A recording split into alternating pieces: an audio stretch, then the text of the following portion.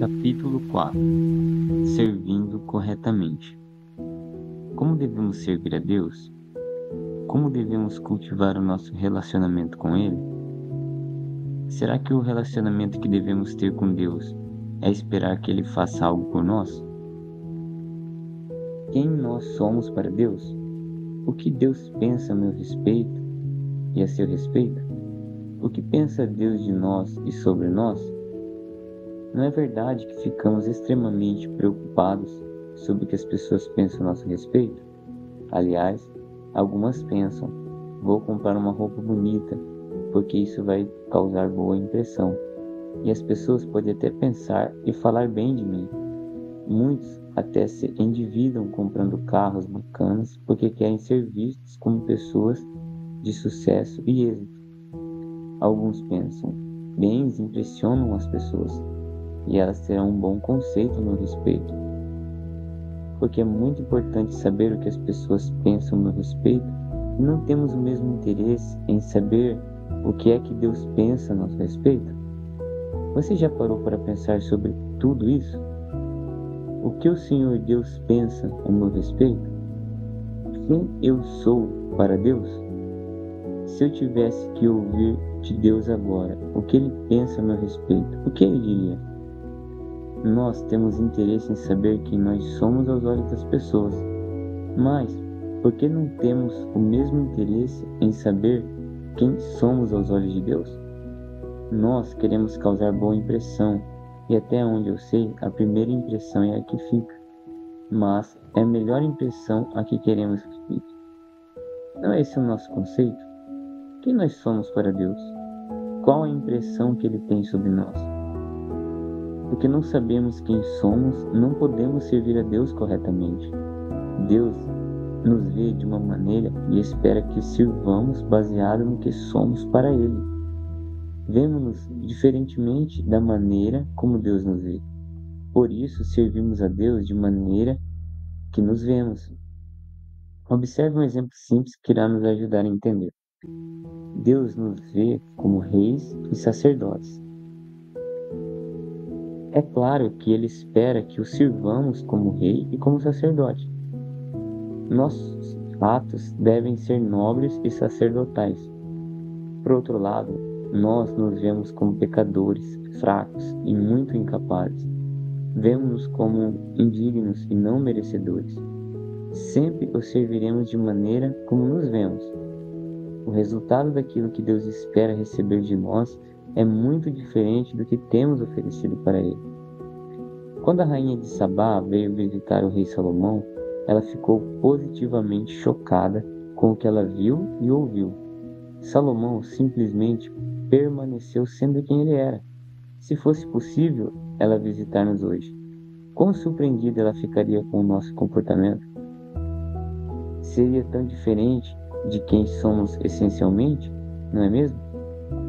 Mesmo sendo reis, não temos nos comportado como tais.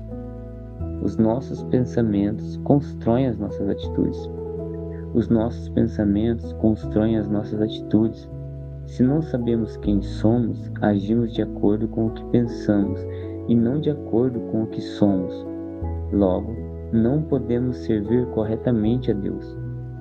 Por isso, antes de servirmos corretamente, devemos aprender quem nós somos para Deus. Como Deus nos vê?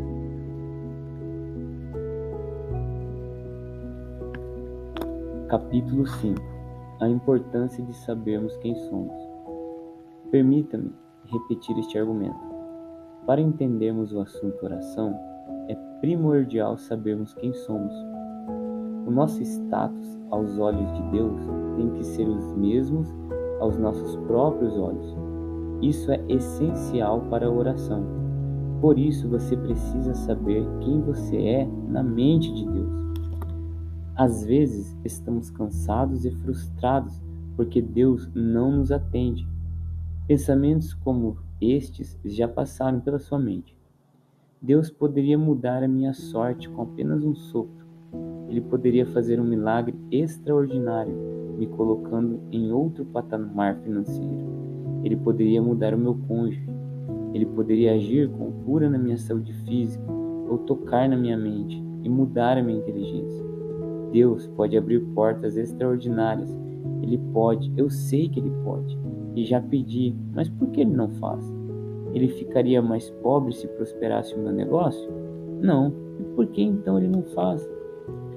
Você já se sentiu cansado, frustrado porque precisa de algo e então vai a Deus e bate, busca, pede, sapateia, esperneia e não recebe? Por que Deus não dá? Por quê? Por quê? Por quê?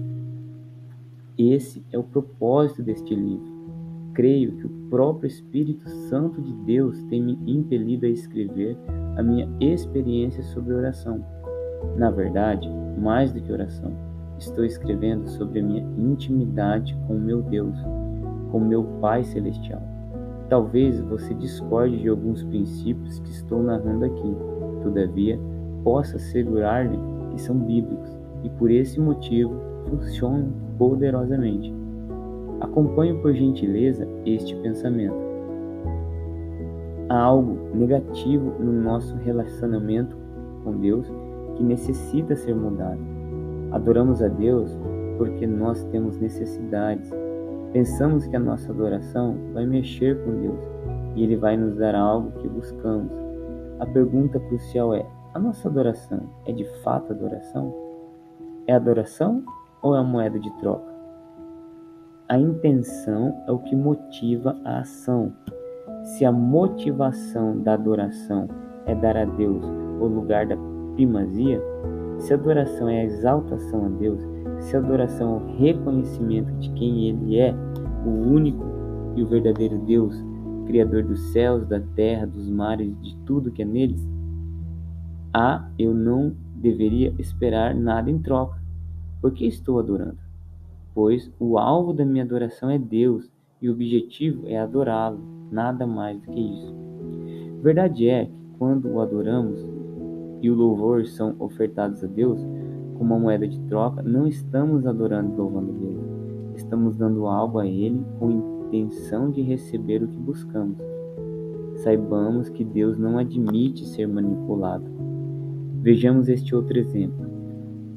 Trazemos nossos dízimos porque a palavra de Deus diz que se formos dizimistas, Deus repreende o devorador e Ele prospera as obras das nossas mãos.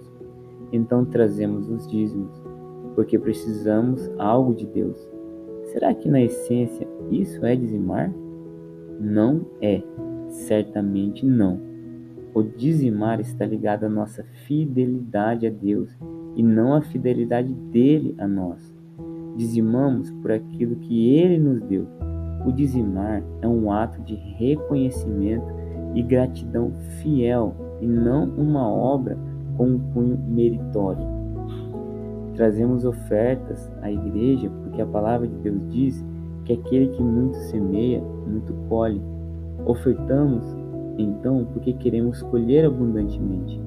Aqui vemos o padrão comportamental e humanista. A atitude está centrada no eu e não em Deus.